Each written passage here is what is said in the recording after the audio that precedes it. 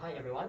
My name is David Purnomo, and I will be presenting our paper, Equitable Public Bus Network Optimization for Social Good, a case study of Singapore. Public bus transportation is a very important backbone to many cities' socioeconomic activities. It also provides other benefits such as reducing air pollution, improving community mobility, and reducing road congestion. Unfortunately, public transport inequities are still prevalent in many cities around the world. For instance, in Perth, it is found that 70% of the population share only 30% of the services, with the elderly suffering the most from this inequity. And in Melbourne, this value drops from 30% to only 19%. And also in London, it is found that people with no educational qualification have negative association with public transport accessibility. Our work is the first one to explore public bus network optimization that takes into account equitability. Since this is the first work of its kind, we address three of the challenges that persist in this work. The first one is that defining efficiency and equity metrics are difficult.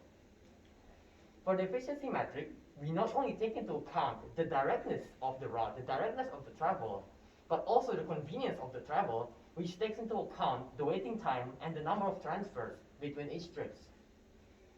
And for the equity metrics, we also need to take into account the different granularities from individual level to group level to a city or country level.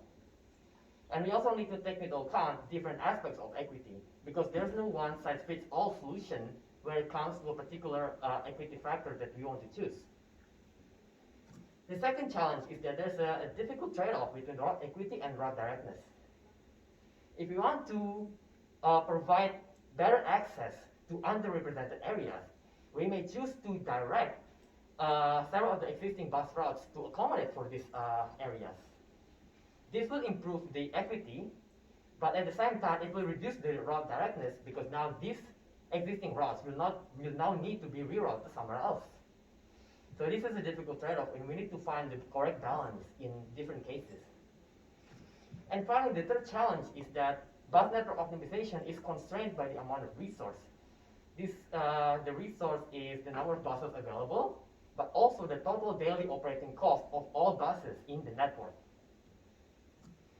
In our work, we curate and publicly release the first equitable public bus network dataset, which is based on Singapore. And for those who are interested, we provide a QR code that you can scan. Hopefully, it will not be blocked by the hop in there. But yeah, so you can have a look if you want. Also, I have this QR code at the end of the presentation if you want to have another, you're going to scan it later. We'll then analyze bus network equity through several choices of equity metrics, each with their own strength, weakness, and use cases.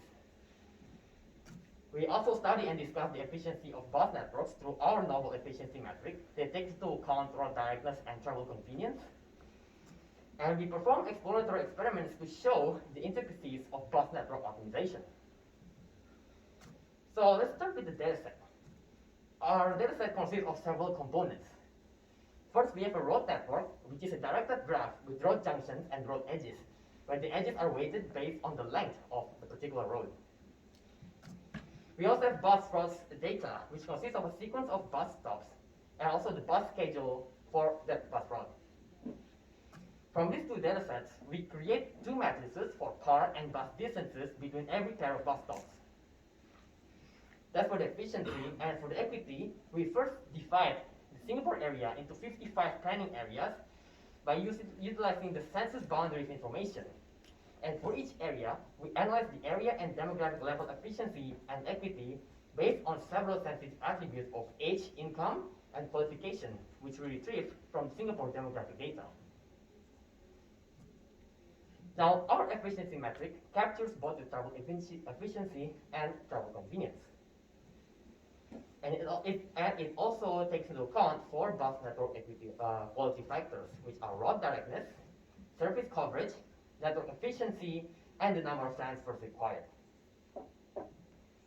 Now, to capture the efficiency, the main idea here is that we compare against a gold standard, which is the car travel distance, This is calculated by using the shortest possible distance through the A-star algorithm on top of the road network. And since there is no waiting time or transfer involved in car travel, this is the shortest possible distance between a pair of bus stops.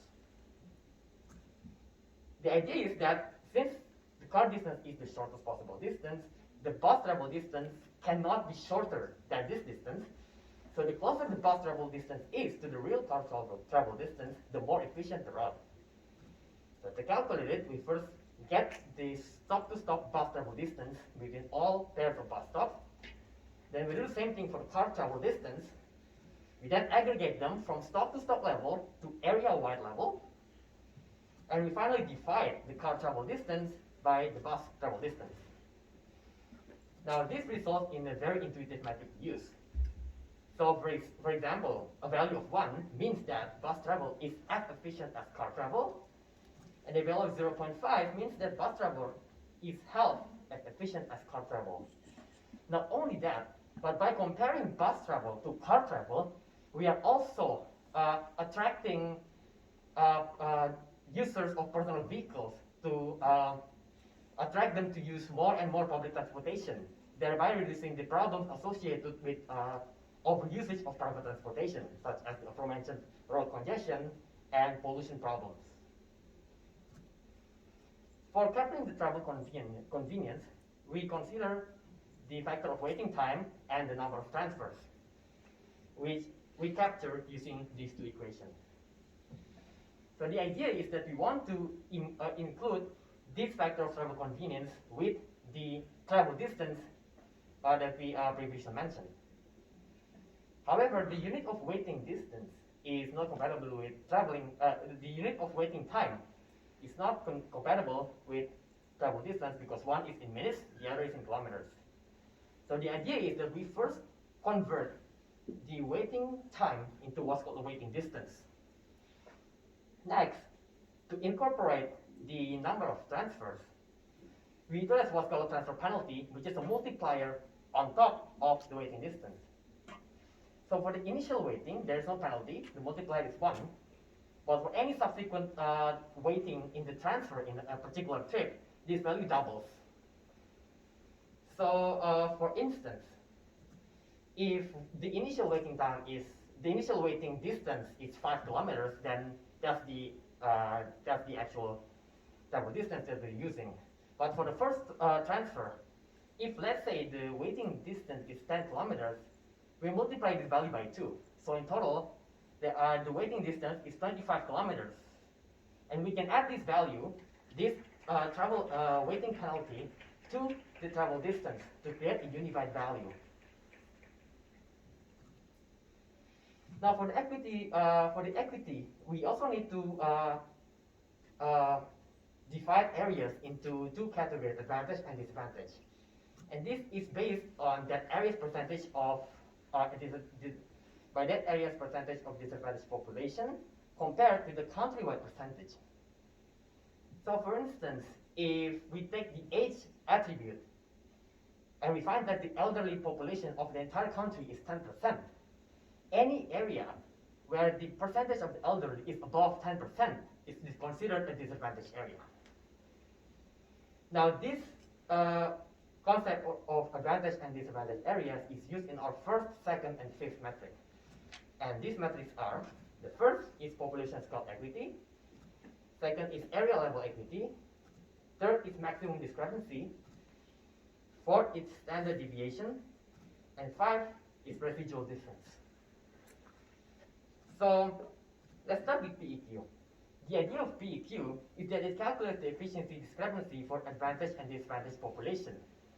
In this metric, it treats every person equally and calculates based on that assumption. But this means that areas with a lower population or with a lower population bond is going to be weighted less than areas that are highly populated, which may induce some sort of unfairness of itself, which is why we also introduce the area level equity. In this case, we consider all areas as the same, no matter their population size.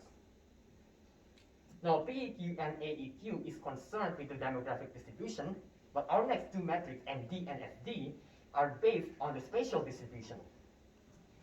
So in MD, this is simply the difference between the most and least efficient areas. And for SD, we just use the standard deviation of all areas' efficiency value. Now finally, we use the RD metric, or the residual difference metric, and this metric is commonly used in regression analysis to measure the extent of over or underestimation discrepancy between advantaged and disadvantaged groups. In our work, we use it to evaluate how equitable the bus optimization algorithms are in terms of how they improve or degrade the efficiency of advantaged or disadvantaged areas. So if all the advantaged and disadvantaged areas receive equal treatment, so to say they are improved equally or degraded equally, then this value is going to be high, and or vice versa. Next, we move on to the experiments. Our dataset consists of Singapore's 55 planning areas, 361 bus routes, and 5,021 bus stops. We compare our methodologies with human-generated routes. And the way we do that is we use the original full set of 361 routes as what is called the ground truth network. We then randomly remove 90, or in this case a quarter of the routes, to output an initial network with 271 routes. Then we use our methodologies, our methods on the initial network with 271 routes to generate 90 new routes and also subject it to resource constraints. Now we can compare this network that is generated by our models with the original ground truth network, which is human generated. So in this way, we managed to compare our methods with the human generated based on this ground truth network that are retrieved from real data sets. Now the three methodologies that we use are simple heuristic methods. The first one is called direct method, where we select 4 of what is called skeleton bus stops, and we connect them directly using the shortest route distance possible, and get this full route as the finished bus route that we add to the network. The second is the gradual method, where we select a pair of starting and ending bus stops and gradually build the route by adding bus stops one by one from the start to the end. Finally, we have the gradual equity method, which does a similar thing as the gradual method, but also takes into account the equity factors. So here are the experiment results. Now there are 3 main observations that you can see. The first is that the baseline methods actually did not manage to outperform the ground truth.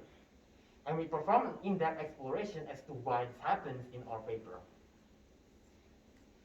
The second observation we can see is that for all methods, the PEQ and AEQ score are all nearing the ideal value of 1. This means that the population distribution of Singapore with regards to the demographic is quite even, and they receive similar levels of bus service quality. The final observation is that the MD and SD score of the baseline methods all improve upon the ground truth network. So from this we can see that these baseline methods are able to provide a better, more fair spatial distribution of the bus resources in Singapore. And so with that, this is the end of the presentation. You can check our full paper for more detailed explanation and case studies. And here is the QR code again for those who didn't get a chance to scan it the first time. And with that, thank you very much for your attention.